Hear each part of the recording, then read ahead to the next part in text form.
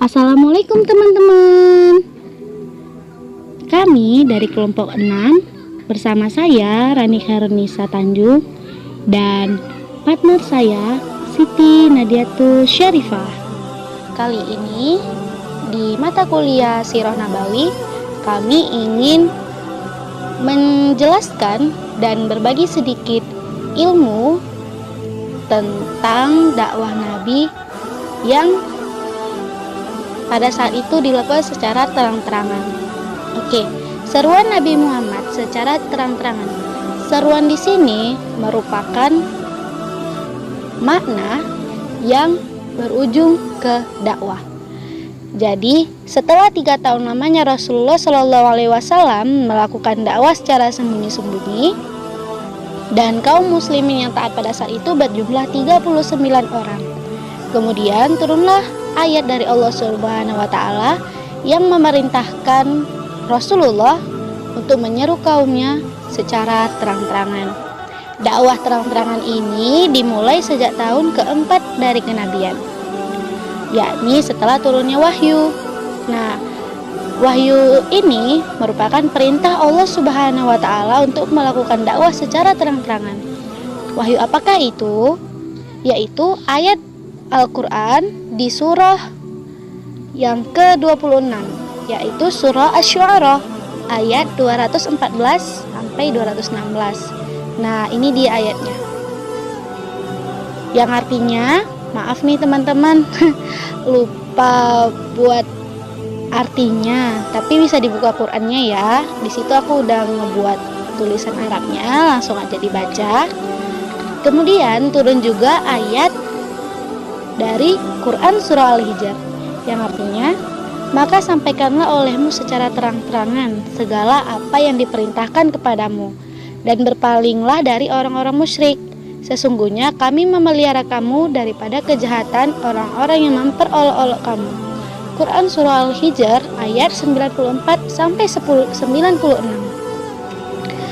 Maka dakwah tauhid ini semakin terdengar di pelosok-pelosok Mekah, dan beliau semakin tegas menjelaskan batilnya menyembah berhala. Gitu teman-teman. Kemudian Rasulullah membuat permisalan-permisalan yang membuktikan kelemahan-kelemahan dari berhala-berhala, serta menerangkan bahwa yang menyembah berhala dan menjadikan sebagai perantara antara dia dengan Allah mereka merupakan dalam kesesatan yang nyata. Kemudian ada banyak pengikut Rasulullah Shallallahu Alaihi Wasallam yang disiksa di luar peri kemanusiaan, terutama sekali pengikut yang berasal dari golongan rendah, seperti yang dialami Yasir dan Sumayyah yang akhirnya mati syahid. Demikian juga yang dialami putra mereka Ammar. Begitu pula siksaan yang ditimpakan Umayyah bin Khalaf dan Abu Jahal kepada Bilal bin Rabah. Semua tahu ya bagaimana kisah Bilal bin Rabah. Bagaimana dulu Bilal bin Rabah itu dimerdekakan oleh Abu Bakar, karena waktu itu Umayyah memergokinya, lalu ia menimpakan berbagai siksaan kepada Bilal agar ia meninggalkan agama Islam. Namun Bilal menolak dan tetap berpegang teguh dengan agama Islam. Semua pasti tahu dong ketika diletakkan batu di atas dadanya lalu dihujani dengan cambukan. Namun Bilal berkali-kali hanya mengucapkan Ahad, Ahad. Ya, begitulah singkat ceritanya. Kemudian ada tahap-tahap dakwah Rasulullah secara terang-terangan. Tahap ini yang pertama mengundang kaum kerabat keturunan dari Bani Hashim untuk menghadiri jamuan makan dan mengajak agar masuk Islam. Walau memang belum banyak waktu itu yang menerima agama Islam, tapi ada 3 orang kerabat dari kalangan Bani Hashim yang sudah masuk Islam, tetapi merahasiakannya. Siapa itu? Mereka adalah Ali bin Abi Thalib, Ja'far bin Abu Thalib, dan Zaid bin Haritsah. Tahap yang kedua, Rasulullah mengumpulkan para penduduk kota Mekah, terutama yang berada dan bertempat tinggal di sekitar Ka'bah, untuk berkumpul di Bukit Safa. Nah, pada periode dakwah secara terang-terangan ini juga menyatakan diri masuk Islam dari kalangan kaum kafir Quraisy, yaitu Hamzah bin Abdul Muthalib yang merupakan paman Nabi Muhammad, dan Umar bin Khattab. Kemudian di luar kota Mekah itu ada Abu Dzar Al-Ghifari yang merupakan tokoh dari kaum Ghifar, dan Tufail bin Amr Ad-Dausi, seorang penyair yang terpandang dari kaum Daus. Oke teman-teman, gelombang pertama tahun 620 Masehi telah masuk Islam dari suku Aus dan Khazraj sebanyak 6 orang. Gelombang kedua tahun 621 Masehi sebanyak 13 orang.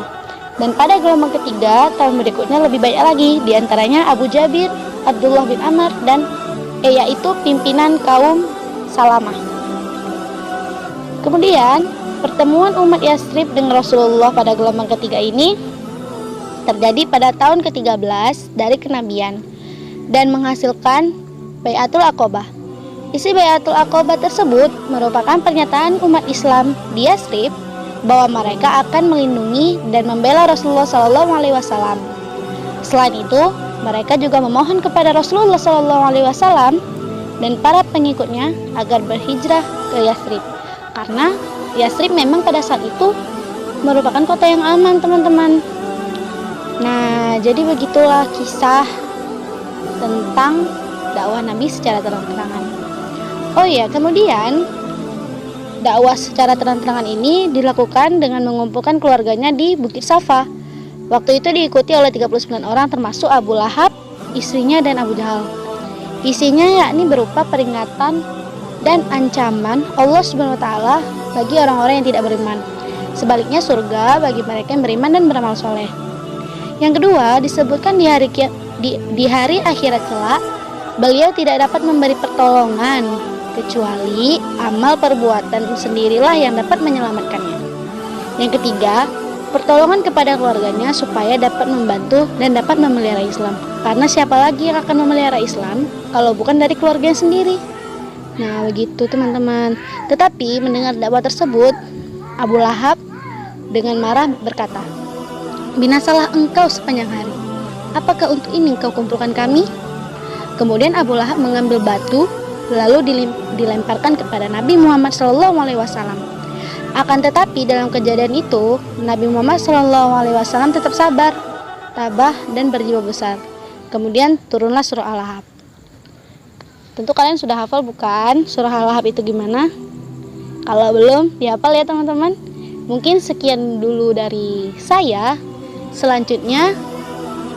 Penjelasan selanjutnya akan dilanjutkan oleh teman saya, yakni Siti Nadiatus Syarifah. Silahkan. Halo teman-teman, perkenalkan nama saya Siti Nadiatus Syarifah. Di sini saya akan membahas tentang musuh awal Islam. Musuh awal Islam adalah kafir Quraisy, dan salah satunya adalah paman Nabi yang bernama Abu Lahab. Kisah ini berawal ketika Nabi berdakwah secara terbuka. Rasulullah SAW mengundang keluarga terdekatnya, yaitu Bani Hashim, dan diantaranya terdapat Bani Al-Muthalib bin Abdul Manaf. Menurut riwayat, semua orang yang hadir hanya terdiam mendengarkan dakwah Nabi, termasuk Abu Lahab, sekalipun wajahnya merah padam karena menahan amarah. Dan ketika Nabi menyatakan sabdanya, seraya berkata, "Aku belum pernah mengetahui seorang bangsa Arab yang datang kepada kaumnya dengan sesuatu yang lebih utama daripada apa yang telah aku sampaikan kepada kamu. Sungguh, aku telah datang kepada kamu dengan membawa kebaikan-kebaikan untuk dunia dan akhirat. Dan sesungguhnya aku telah diperintahkan oleh Tuhanku supaya aku mengajak kamu kepadanya. Oleh sebab itu, siapakah yang mau menolong aku dalam urusan ini?" Setelah Rasulullah menyampaikan sabdanya itu, sebagian orang dari kafir Quraisy, termasuk Abu Lahab, banyak yang sudah bergerak dari tempat duduknya dan hendak meninggalkan tempat pertemuan itu. Hanya sebagian kecil yang tetap tenang dan mendengarkan apa yang sedang Nabi sampaikan. Kemudian tiba-tiba Abu Lahab pun berkata kepada Nabi dengan bersuara keras lagi kasar, seraya berkata, "Hai orang-orang keturunan Abdul Muthalib, demi Allah dan demi Lata dan Uzza, sungguh Muhammad itu jahat. Tangkaplah Muhammad itu. Kamu semua hendaknya melarang dia berkata-kata seperti itu. Lebih baik dia dipenjarakan saja sebelum dia ditangkap dan dipenjarakan oleh seluruh bangsa lain. Maka lebih baik sekarang kita tangkap bersama-sama, lalu kita penjarakan. Dia orang muda yang telah berubah ingatannya. Jika kamu mengikuti dia, kamu akan menjadi orang yang hina dina. Dan jika kamu menuruti dia, kamu akan menjadi bangkai. Kamu akan diperangi oleh bangsa lain kelak." Dan bibi Nabi pun yang bernama Siti Sofiyah berusaha membela Nabi dengan perkataannya yang lemah lembut. Akan tetapi, mendengar perkataan saudara perempuannya itu, Abu Lahab semakin memanas dan bertambah kemarahannya. Dan ia pun berkata kasar untuk kedua kalinya, sehingga menyakiti perasaan Nabi Muhammad SAW. Akan tetapi, Abu Thalib pun tidak tinggal diam. Ia segera menjawab perkataan Abu Lahab yang keji dan hina itu, seraya berkata, "Demi Allah, sungguh akulah yang menghalanginya selama aku masih hidup." Dengan jawaban Abu Thalib yang sesingkat ini, Abu Lahab pun tidak berani berkata lagi, dan pertemuan pun menjadi kacau karena Abu Lahab yang terus berbicara, sehingga Nabi pun membubarkan pertemuan itu.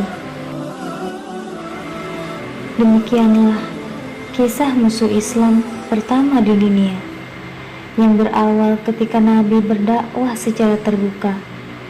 Semoga kisah ini bisa menginspirasi kita semua agar kita tidak berputus asa untuk berdakwah di jalannya, dan agar kita selalu mengingat bahwa Rasulullah tidak mudah dalam menyebarkan cahaya kebenaran kepada seluruh umatnya. Baik teman-teman, mungkin cukup sampai di sini makalah kami yang berjudul Dakwah Nabi secara terbuka dan Musuh Awal Islam. Semoga apa yang kami sampaikan bisa bermanfaat bagi kita semua. Assalamualaikum warahmatullahi wabarakatuh.